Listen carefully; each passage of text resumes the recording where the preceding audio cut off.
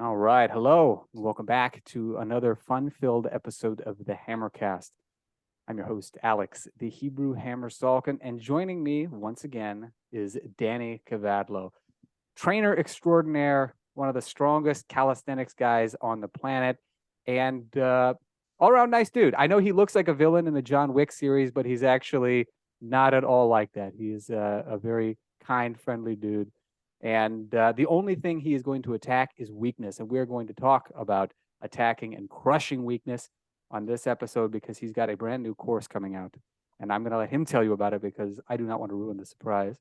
But as soon as we get to that, I think you're going to be very excited because I'm excited about this upcoming course. And one other quick note for all of the listeners out there: if this is your first Hammercast episode, you may never have heard of my 9-minute kettlebell and bodyweight challenge, but I think that's a real shame. So let's fix that real quick. It is, as the name implies, 9 minutes long, designed to be connected to whatever other training that you're doing. It acts kind of as like an amplifier. It focuses on gait pattern strength movements like crawling, loaded carries, other things like that. And I've had a lot of people reach out, say that, their squat has gotten heavier. They can military press more. They can do more push-ups, all sorts of cool stuff. And maybe the best part of it all is it's free. All you got to do is go to 9minutechallenge.com, get your own free copy, and that is the number 9minutechallenge.com. So without further ado, Danny, welcome back to the Hammercast. Hey there, Alex, Hebrew Hammer Salkin. It's great to be at the Hammercast. Thank you for the very glorious introduction and the very, very kind words. And it's good to see you. It's always good to connect with you. It's good to connect with everybody out there in YouTube land who may be watching this. Hell yeah. I'm looking forward to breaking down this new project called How to Do the Human Flag. It's actually not a course. It is an ebook that at the time that this podcast is available, we'll be putting the links and everything. But it's just fantastic to be alive. It's fantastic to crush weakness, and it's fantastic to talk calisthenics. That's right. You know what else I think is fantastic is defeating gravity, which is something that you're going to have to do in abundance in order to do a human flag. Most people look at a feat like that and they think, okay, that's just superhuman. There's just no way I could ever work up to it. But you've trained a lot of people to do human flags. And so you got some very unique insights into how to do it. So tell us, like, what all does the book cover? Who is it for? And some other goodies that might help people get excited about snagging themselves a copy. Yeah, well, let's get excited. Okay, good. Well, defying or defeating or challenging or overcoming or laughing in the face of gravity is something we have to do in order to perform the human flag. And I've been working on it for a very, very long time. One of the jokes I like to make is I tell people if they knew how long I've been working on the human flag, they'd probably be a lot less impressed by it. But I have been working on it for a very long time, and I've had the very great fortune and opportunity, which I took, to work with hundreds and hundreds of people specifically on human flag. So this book was a project I wanted to do. Ebook is a project I wanted to do for a very, very long time. And just bring every, as it turned out, just about everything I have said or have to say in a more distilled and pure way, and really break this thing down. I say distilled and pure, and the thing is still gigantic. It's I think word for word, it's probably the longest book I've ever written. It's 237 pages, and it's less photos than I think any Kavadlo book. So go figure. But it's something that was really a question of a question of love. It's something I really wanted to do. Other projects that I've done were ideas that I've had that I was like, you know what, this is a great fitness book. This is something I can offer. This is something I believe in. But this one, this human flag, while all those things are absolutely true, it's it's not going to be a great fitness book in the way that Hybrid Strength Training is, or the way that Get Strong is, which are books that anybody can pick up and start wherever they start and progressively work towards getting in far superior shape physically, both in terms of strength, in terms of appearance, in terms of conditioning. This book is a little different. You asked who it's for, and to be honest, and I think I'm the only one honest about this. The human flag is a very advanced calisthenics move. So I do try to make it clear early on in the book that, hey, there is a minimum baseline that we need to do this. This is not a deterrent. This is not to deter anybody away from human flag to pursuit, but it's to put this in a reasonable timeline. Even though it is a program, it's it has to be. I can't say beginner the flag in 6 weeks because that would be BS. And I can't get down like that. So that's who it's for. It is for advanced calisthenics people, people who are really good at pull-ups, people who are really good at push-ups, people who are really into this type of stuff. Because the human flag, in addition to being a great strength challenge, it's somewhat of a skill, and it takes a lot of rehearsal and a lot of practice and a lot of revisiting consistently for a long time. So it's for people that are willing to put that in. That's my long answer to a medium question. No, it's very important that you point this out, because I think that in general there seems to be kind of like a misunderstanding or misapprehension about calisthenics training, where people are like, okay, yeah, one arm push up, that's a trick, or pistol squat. Okay, yeah, like it's just a trick. You figure it out and then you can just do it, as though there is just some sort of like a spell that you do, and then it just time and space shrink, and then all of a sudden you're at your destination. I tell the story somewhat frequently about a gal that I did a session with some time back. She wanted to do like a one arm push up, and so I said, well, how many regular push ups can you do? She said about like 5. And I was like, well, you're going to want to get that number to like at least 20 before you really start thinking about it, because it's not that the high reps are what's going to help you. It's that your ability to do that many in a row shows that you have more than enough strength, as well as endurance, familiarity with the basic pattern, that you're going to be successful at all. But the human flag is a completely different animal, because on at least as I see it, I haven't worked on it a ton, but it seems like there's one part skill that would be required for one arm handstand, one part skill required for like one arm hang, obviously the superior midsection strength. And as you pointed out, obviously strength is involved, but there's a great deal of skill that is required to be able to hold yourself in such a disadvantageous position. So let's say somebody is a beginner and they're like, okay, I realized maybe the human flag isn't even going to be in my wheelhouse for a few years. What are some of the things that people need to consider in terms of preparation before they reach it? Because in a minute, we're going to talk in particular about, all the cool stuff that the flag has to offer. But like you said, you're going to be in rare air if you're doing this at all. So you're going to need to prepare yourself and focus prior to that. So for those who are listening, who are intrigued about maybe doing it 2 to 3 years from now, or getting started 2 to 3 years from now, what are some things that they should focus on ahead of time? Well, if you're a beginner and you're not ready to do a flag, again, you're right. It's not exactly the same like going from a 2-arm push-up to a 1-arm push-up, but it's not that different either. I always thought the phrase 1-arm push-up was a little bit misleading, because when you're doing that 1-arm push-up, your core is picking up the slack. Your opposite leg is picking up the slack. Your butt is picking up the slack. Your other arm is like tensed up or at your side or something like that. So there's a 1-arm push-up is a lot more similar to a 2-arm push-up than a human flag is to a pull-up, say. But it is a different physicality to it as well. You think about your shoulders a little different. You think about your hips a little different. So as far as the human flag goes, I would honestly say the first step, let's say leading up, would be to get good at the calisthenics strength training basics.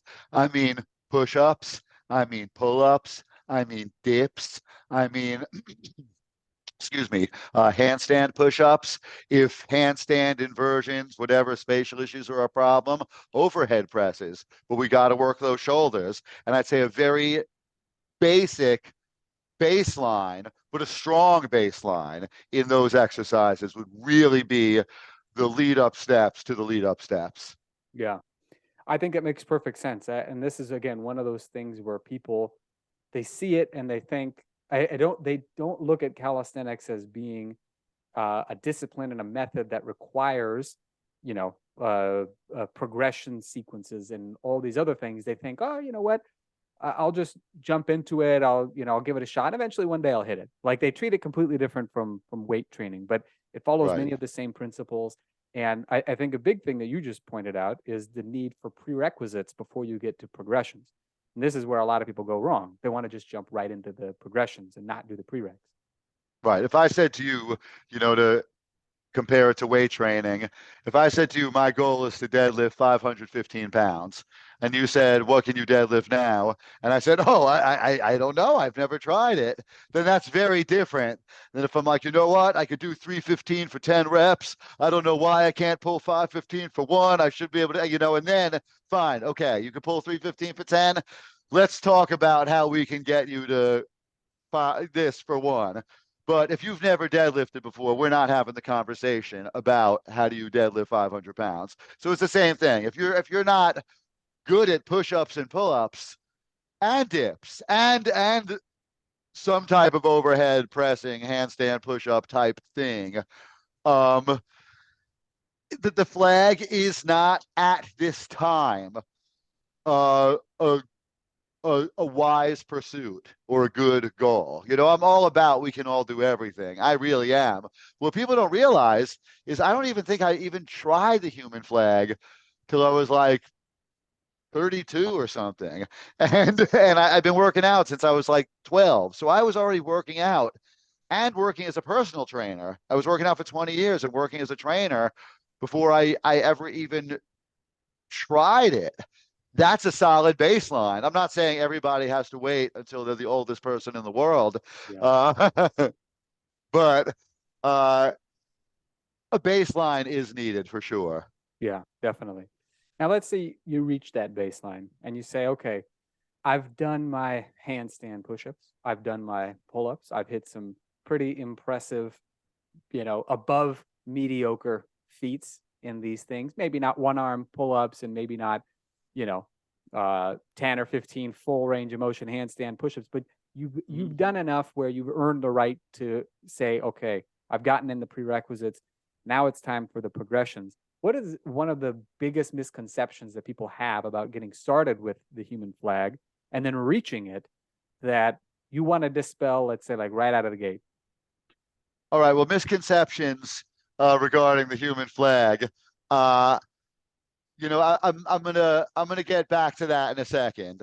Sure. But I just want to say regarding those earlier steps. There are 3 programs in the book. I'm going to reveal a little bit more to the people who are listening. There are 3 programs in the book. Flag Foundation is the first one, and that one is these basics. It is that overhead pressing. It is those dips, those pull-ups, those push-ups, scapular pulls, planks, hollow body holds, things like that. Working your way up until a clutch flag, which for those of you who are listening who don't know what a clutch flag is, it's where you embrace the pole this way. So it's not your full body on one side, but you're kind of cut about 2/3 and it's a little bit more balanced. So that's just the first program. Then the second program starts with a certain type of presses, support press flags, and et cetera, et cetera. I won't get too bogged down in the minutia at this time. But to go back to the question you asked, misconceptions regarding the human flag. I mean, you already said it earlier, but I'd love to say something different. But it's the number one, and that's, what's the trick to doing a human flag? That it's some type of party trick or thing that could be quickly learned. Oh, show me how to do that thing. And I think that's probably the biggest misconception for obvious reasons. And then and like you said earlier, it's that with a lot of calisthenics types exercises. It's is it a trick? And you know what?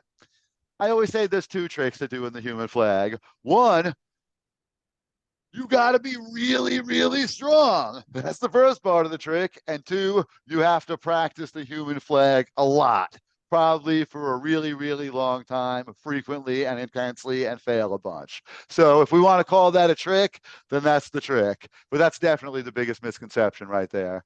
Yeah, yeah, certainly. Now, I'm also curious too because the human flag is obviously it's a demonstration of incredible strength and skill, but my perception of it, again, somewhat limited because I've never really trained it all that seriously, but my perception of it is that it also builds a lot upon the strength and skill that is required to do it. So have you noticed in the years that you've been doing it and that you've been teaching it that people have a tendency to see improvements in any other skills of theirs, or or see some jumps in their strength that they hadn't seen prior? I mean, let's be clear about something. These two things both exist in the world of strength training, and they simultaneously exist. And there's always going to be carryover in times where it works and times where it doesn't. But one of the things that does exist is carryover in strength training. When you get stronger, you do get better at doing acts of strength. At the same time, specificity within exercise exists. And when you're working on more skill-oriented stuff, I know I'm going to contradict myself, but two contradictory forces can exist in the same world and remain true. Certain things you need to address them specifically, or it won't get better. The main thing has to be the main thing, So as far as that goes, I have seen people get stronger when practicing the flag or when getting very serious about it. But it's hard to say, are they getting stronger because they're practicing the flag? Is their flag getting better because they're getting stronger? Because it's generally there's other stuff in the workout. It's not just only human flag 7 days a week. Yeah. So it's one of those things. Okay, wow, you're putting in more hours and your workouts are getting more intense. Go figure. Yeah. And there's a lot of overlap with that. But there's, I think, also at the same time, there is a great baseline of strength for doing the human flag. And again, to get back to that trick business, like you really got to be strong to do it. And I've seen men do it. I've seen women do it. I've seen short people do it. I've seen really tall people do it. I've seen many different body types perform the human flag on many different surfaces. And each one of these individuals who I've ever seen do it in photography and real life, which is a lot. I've seen a lot of people do the flag personally, smelled the sweat, saw the bar, felt the heat. Like I'm every single person that's ever done it Mm-hmm. is strong. You got to have that. Nobody's going to be like, hey, I'm going to get drunk at the party and wow everybody with my human flag. Well, I have been guilty of that in a past life.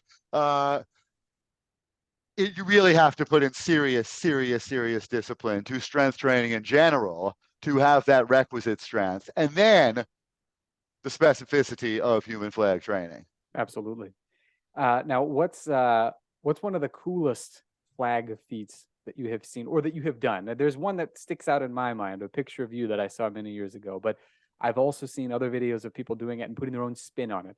So even though, again, this is going to be a little bit beyond the wheelhouse of some of the people who are listening, or many of the people, self-included, I'd love to compare stories because I have a couple of flag variations that I have seen either you do or other people do that just wows me to no end. So I want to hear your answer first, and then I'll give you mine. I mean, my favorite flag variation that I've ever done or been a part of, I'll tell you exactly what it was. We did a PCC, Progressive Calisthenics Certification Workshop, in Amsterdam, actually in Haarlem, Holland, in the Netherlands, at my buddy Martijn's gym over there. And my brother Al Kavadlo, hey, and I, along with my buddy Emil and one of the participants, they're from over there. we did a 4-man flag. So I was the base, and my brother was standing on my shoulders with his feet here, squeezing my head, standing up, pointing. And I was like this. And then I had each of the others flagging off my side. So I did put that in it's actually the last image in the book, because the final chapter in the book is beyond the human flag. Nice. And it's, so in addition to human flag training, in addition to progressive programming, in addition to hidden steps, in addition to frequently asked questions, grip techniques, in addition to all that, the final chapter is beyond the human flag. And that's the final one. But I just talk about human flag freestyle, how you Yeah. can do it. But I'd say that's the one. It's the last page in the book. And the gym is beautiful. It's like a bright green gym, and it's just this high ass ceiling. So that's the one I'm going to go with. Nice. The other one that I had in mind that I had seen you do from many years ago was also a PCC, but it was in Sydney, Australia, if I recall. And you probably know what I'm going to say. It was the one-arm human flag. And you were doing it on like a pole or something, and your head was acting as the lever rather than your other arm. And I remember my favorite part about it was that you were wearing, I think, you were wearing American flag trunks. And Got to I was like, represent. yes, I was like, that is the coolest possible flag that you could do. You're in Australia, as an American dude doing a one-arm flag. And I think you said it was like a 7-second flag, like on your head, which is just crazy, and there's like, you're giving the thumbs up. That was really, really cool. Yeah, that's a good one. I put that picture in there too. So right. So Okay. I'll talk a little bit about the photos in a second, but that flag, you're right. We had a progressive calisthenics certification actually in Melbourne, Australia. Oh, Now, wow. Australia, if you live in New York, it's tough to get over there. It's like a 24-hour commute. Yeah. And we decided, we were going to give ourselves a day or two in Sydney and then fly over to Melbourne, Yeah. teach the workshop. So we'd wind up being there for about 5 days. Because you're traveling about 2 days on either end also. Yeah. And we were able to do that. So we stayed and we went to the legendary Bondi Beach over there, and they had an apparatus which I had not seen before, which was a pole sticking out with just a handle coming off. And I was able to get it. I mean, that's the first day I tried it. In the photo, you'll notice I have a hat on because I have a shirt rolled up, stuffed in the hat, because it's a lot of pressure on the head. And it is a one-arm human flag. Since then, I have not found a place to train it. So I actually built a one-arm human flag post in my backyard. Nice. So that's something I'm looking forward to, especially now that the ebook is out. That's something I'm looking forward to re-pursuing. Because honestly, between the time I left Sydney and the time I put this in the backyard, I have not seen an apparatus quite right for it. So this is a Yeah. custom one. This is a post. My buddy Butch made a weld, which is a bar on a plate, which we drilled into it, and then like a soft pad that we put on there. So no hat needed. So hopefully I get that back. Yeah, Very that was nice. a good one. That was a great one. And That was that's part of what comes together with this book. And one of the things that I love about it is, a lot of the Kavadlo books of the past are just, workouts and exercises compiled from different places. This one's a little different. Like, this is teaching this exercise. And a lot of the way the book is divided up is it's all the different programs, and then it's every exercise in the programs. And then we talk about all these other things, another 100 pages regarding everything else human flag. So all that stuff has photos from progressive calisthenics workshops, from street workouts, from things that we've compiled over the years. And of course, I got to give a big shout out to my buddy, John Duquesne, CEO of Dragon Door, who I said, hey, I'd love to use some of these photos in this book. And he was like, that would be awesome. Go ahead. That's fantastic. So we really were able to take advantage of that. But when it comes to the exercises themselves, this is something I'm really proud of, is the progressions, what I wanted to do. And we did this, or I did this in hybrid strength training, and me and Al did this in next level strength. It's the progressions. We shot them in a space with the same lighting in the same room. So I think it's better for progressions because you could see it in the same scale and in the same Yeah. way. So we shot the flag progressions this is how long I've been working on the book. All the photography for the illustrations of the exercises I shot last summer, in July on Coney Island Beach. So this past summer, summer 2022, Wow. and it's on the bars there, and it's amazing. Like the sun is out, the wonder wheel, the sky is blue. We went there at like it was like the peak of the summer because we went there at like 5 a.m. to do the shoot. Because we wanted to get there before anybody was there, like right when the sun was coming up. So it was really cool. So this has all that for the exercises, for the flag part, and then all the more minutia oriented, esoteric. Basically, I wanted to put, the book started small and then it wound up gigantic because I wanted to put everything that I ever said to anybody and revisit these cases in my mind and say, oh yeah, that time in Germany talking about the giant steering wheel metaphor, or that time in LA talking about torque against the bar, or what stories do we tell there? What can we relate to? And really bring forth the best of all the content over the last 10 plus years Mm-hmm. of putting together human flag oriented teaching and material. Beautiful. I can't wait to see it. I mean, I know that you said 238 page book, right? That's huge. And I think that something like that deserves that kind of attention because, there are certain movements that I think have, because they have less technique overall, the main thing people need to do is just learn the essentials of proper technique and then go for it. But when you're talking about something that really does require like an intricate understanding of how your body works, like the flag, it's going to take some real deep understanding of the process of strength building in general, and then the process of flag building in particular, in order to actually reach the point where you're doing this flag. And it's if you're making something commercial for the masses, which is good. I am not against making something commercial for the masses. People everywhere need training bad. So if you're making something commercial for the masses, you don't want to get too specific with things. Yeah. You want it to be digestible.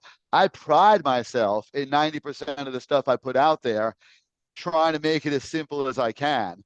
Trying to say, okay, put your hands on the ground and tense your body, bend your elbows and push up. Okay, whatever. Keep things very simple and not overcomplicate things at all with exercise, with diet, with lifestyle.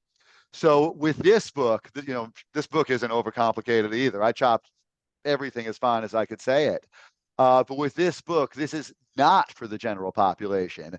This is for enthusiasts. And if I have a helpful piece of information, I'm not going to leave it out of this. I'm not going to say, ooh, this was helpful here, to think about the way if I'm turning a screw into a bar, how I want to do the opposite here and eliminate that turning effect. And just like little things, or what if I'm doing a parallel grip and they're not directly above each other, but one is staggered? How would I approach that? So there's so many things that come in troubleshooting and different surfaces. And what if it's a thick bar? And what if I'm bending at the bottom elbow? What if I'm bending at the top elbow? What if I'm rotating at the hip? What if I'm piking at the hip? And these were all things that I wanted to have addressed. So while the program itself is extensive yet simple, and the exercises, it's only about 20 exercises in the program, and that's including things like push-ups and planks, going all the way into 45-degree support press flag, high angle support press flag, etc., into a full human press flag.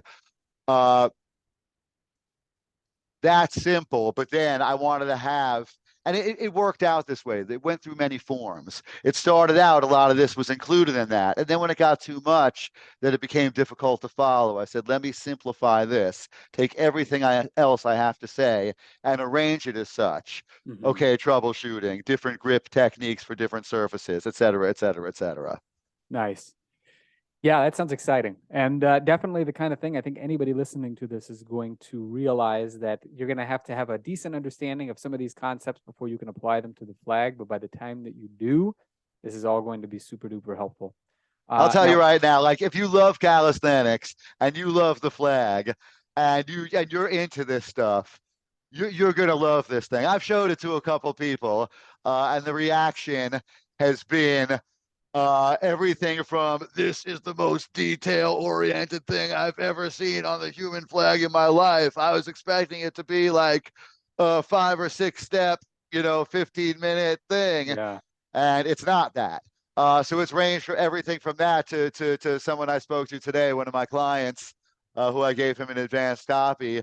He was just like, usually when somebody has written 7 books, uh, and then they put out an ebook, it's usually like short, like here's the workout, and bing, bing, bing, bing, bing. And Yeah. it's like this is not that. But you know what? This is the labor of love. This is really, COVID's over, coronavirus this, coronavirus that. I'm working my ass off as a personal trainer in New York City, and that's my main thing. So this book, there was no pressure. It was Yeah. like, I'm going to work on this, not like I got to get this thing out. It was like I'm going to work on this and take my time with this. And Yeah. I honestly thought I was going to get it out summer 2022. And I was like, you know what? Let me sit on this for a minute. I think, and let me reread it. Ooh, you know what? I could say this better. Ooh, I didn't mention that. And then I sat on it for a few more months, and yeah, I'm just very excited. I can't wait to share it with everybody. If you love the human flag, if you love pull-ups, you're gonna love this thing. Well, I can't wait to read it. I think that we can safely say that this is your flagnum opus. Is Yes, that we could correct? say that. It would be very Excellent. safe.